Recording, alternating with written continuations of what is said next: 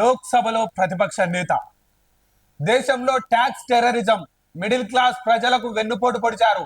అదాని అంబానీకి సంపద దోచిపెడతా ఉన్నారు. ఆరుగురి పద్మవ్యూహంలో దేశం చిక్కుకుంది. ఇప్పుడు పద్మవ్యూహంలో ఉన్నది అభిమన్యులు కాదు, అర్జున్లు.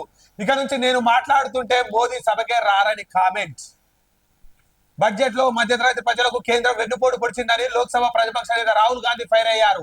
ట్యాక్స్ టెర్రరిజం పేరుతో వ్యవస్థలు ఆగమవుతున్నాయని మండిపడ్డారు. పన్నుల పేరుతో ప్రజలను దోచుకుంటుందని విమర్శించారు. దేశం మొత్తం ఆరుగురి బీజేపీ మోడ్రన్ పద్మవ్యూహంలో చిక్కుకుందని అన్నారు. అందులో రైతులు, విద్యార్థులు, మధ్యతరగతి ప్రజలు, యువకులు, సమాజంలోని ఇతర వాళ్ళంతా చిక్కుకున్నారని తెలిపారు. ఏదైతే రాహుల్ గాంధీ గారు ఈ దేశం పద్మవ్యూహంలో చిక్కుకుంది, ఆరుగురి చేతుల్లో దేశం ట్యాక్సుల పేరుతో, విద్వేషాల పేరుతో, విధ్వంసాల పేరుతో దేశ ప్రజలను అధోగతి పట్టిస్తుండ్రు అంటుర్రు.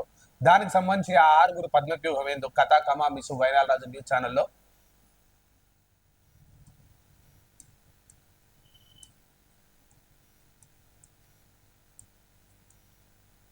పద్మవ్యూహం.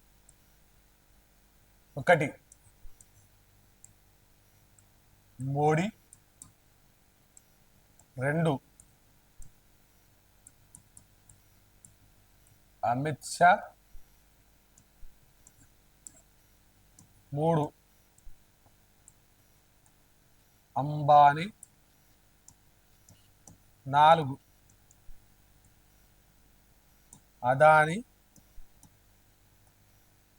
ఐదు వచ్చేసరికి మోహన్ భగవత్, ఆర్ఎస్ఎస్ చీఫ్ మోహన్ భగవత్. ఆరు, అజిత్ దోవల్.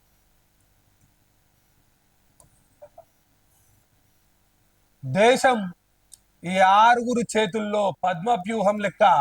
ఏదైతే పద్మవ్యూహంలో ఆనాడు అభిమన్యుడు తెలిసి తెలియక వెళ్ళి చనిపోయిండు, కానీ ఇప్పుడు ఎవరైతే తెలివి కల్ల వేదావులు, తెలివి కల్ల ప్రజలు ఉంటారో మధ్యతరగతి ప్రజలను పద్మవ్యూహం అనే చక్రంలో బంధించి ఓవైపు అంధభక్తి, మరోవైపు ఒత్తిడి, మరోవైపు దేశ ఆర్థిక పురోగమనాన్ని శాసించే వ్యక్తులు, మరోవైపు ఆర్ఎస్ఎస్ చీఫ్ ప్రజల్లో అపనమ్మకాన్ని కలిగించి దేశ భవిష్యత్తుకు ఆటంకం కలిగించడం, మరోవైపు బార్డర్లో సైనిక విన్యాసాల పేరుతో బార్డర్లో నిత్యం ఘర్షణ వాతావరణాన్ని కల్పించే విధంగా ఈ ఆరుగురు పద్మవ్యూహం అనే ఒక చక్రబంధాన్ని కృత్రిమంగా భారతదేశం మీద కబంధ హస్తాలతోటి ఈ ఆరుగురు దాడి చేస్తున్నారు అని చెప్పడం జరుగుతుంది.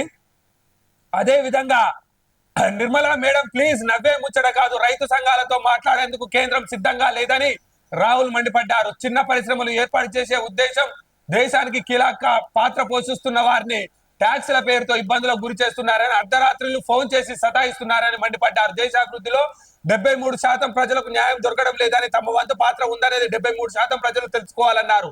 హల్వా దొరక్కపోయినా వారి కంట్రిబ్యూషన్ గురించి ఆలోచిస్తున్నారన్నారు. రాహుల్ కామెంట్ నిర్మలా సీతారామన్ నవ్వుకున్నారు.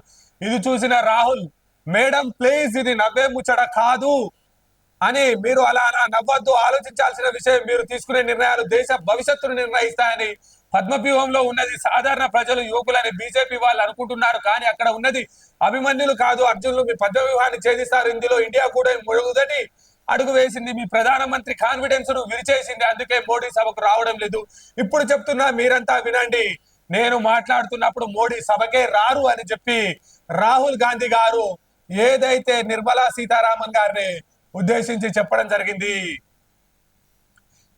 ఏ మతాన్ని కించపరచడం లేదు, సేవ చేసే వాళ్ళు ఎవరు ఆపలేరని రాహుల్ గాంధీ అన్నారు. గురుద్వారాలో లంగర్ నుంచి ఎవరిని బయటికి బలవంతంగా పంపించరు, మసీదు నుంచి ఎవరిని గెంటేయరు, ఎవరైనా మసీదుకు చర్చికి వెళ్ళచ్చు, ఎవరిని ఆపరు. బీజేపీ వాళ్ళ చక్రవ్యూహంలో మాత్రం ఆరుగురే ఉన్నారు. వీళ్ళే దేశాన్ని కంట్రోల్ చేస్తున్నారు. పద్మవ్యూహాన్ని బద్దలు కొట్టినప్పుడే దేశంలో ప్రజాస్వామ్యం గెలుస్తుంది.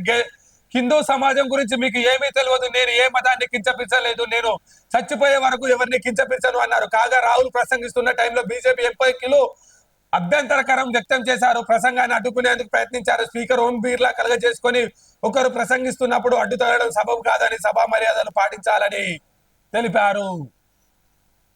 ఏదైతే ఈ దేశంలో ఆరుగురు వ్యక్తుల చేతుల ఈ దేశం కీలుబొమ్మ కావడాన్ని ఎట్టి పరిస్థితుల్లో ఇండియా కూటమి, కాంగ్రెస్ పార్టీ సహించదని పేదల కోసం, మధ్యతరగతి ప్రజల కోసం, కులాల కోసం, మతాల కోసం, సర్వ మత ప్రయోజనాల కోసం, శాంతి భద్రతల కోసం, ఈ దేశాన్ని ఏకం చేయడం కోసం మేము జోడో యాత్ర చేసినామని, దాని ఫలితంగానే ఈ రోజు ఇండియా కూటమి అత్యంత బలమైన కూటమిగా ఉందని, మేము నిజాలు మాట్లాడితే దానికి సమాధానం చెప్పలేక ప్రధాని మోడీ సభకు రావడమే బంద్ చేశారని రాహుల్ గాంధీ హాట్ కామెంట్ చేశారు. దీనికి సంబంధించి నిర్మలా సీతారామన్ గారు కొంచెం చెలోక్తి విసిరితే, మేడం ప్లీజ్ ఇది నవ్వే పరిస్థితి లేదు, దేశం అంధకారం వైపు ప్రయాణిస్తుంది, 6 చేతిలో బందీ అయిన దేశం అని మేము గగ్గోలు పెడుతుంటే మీరు జోక్గా తీసుకోవద్దు మేడం, మీ చేతిలో మీ మాటలో ఈ దేశానికి సంబంధించిన ఆర్థిక వ్యవస్థ నడుస్తా ఉంది, రాష్ట్రాలను ఎక్కడికక్కడికి తుంచి పారేస్తున్నారు, రాష్ట్ర బడ్జెట్లను రాష్ట్రాలకు కేటాయించిన బడ్జెట్ ను ఎక్కడికక్కడ సర్వనాశనం చేసి మీరు రాష్ట్రాల వెన్ను విరుస్తా ఉన్నారు. దయచేసి మేడం, దేశంలో ప్రతి రాష్ట్రం అంతర్భాగమే, ప్రతి పౌరుడు